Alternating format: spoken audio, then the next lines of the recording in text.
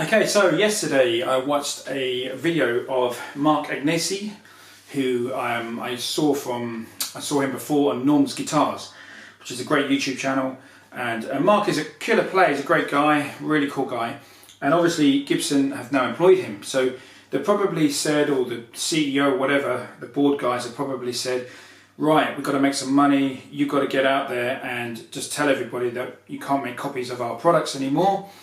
And, so I'm not holding him responsible for this kind of outburst, but he's probably just doing his job. He's probably getting paid to do this. So I'm going to give you my response, if it's worth anything, if it's worth 2 cents. I want to firstly say, I play American designed guitars that are made in Japan. So this is a Japanese copy, okay?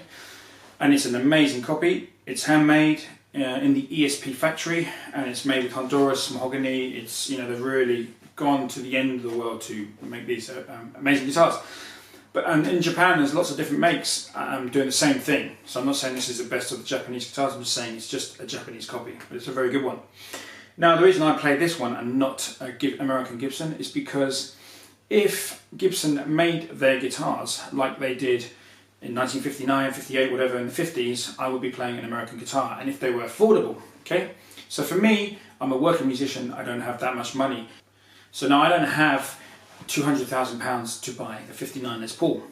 I don't even have £6,000 to buy a custom shop Gibson guitar, but I want a guitar that's on that level.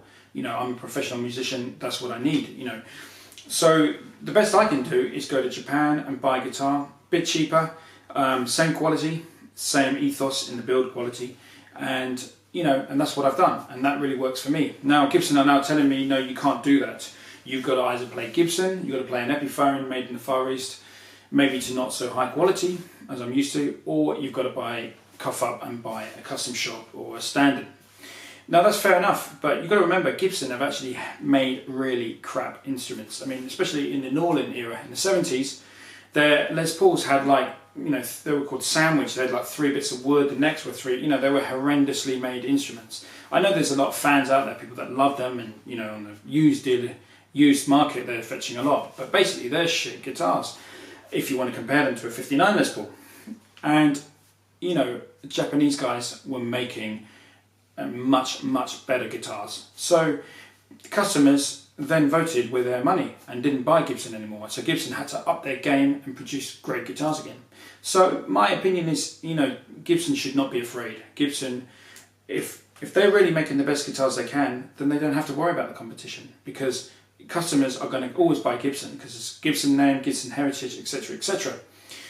But the reason it's healthy to have competition is that it means that Gibson can't sink back down to those Norlin era days when they could just make any piece of rubbish, put Gibson on and expect to sell it. No, that's not how it works these days. These days, if Gibson isn't the best, then customers are going to go somewhere else and buy another guitar.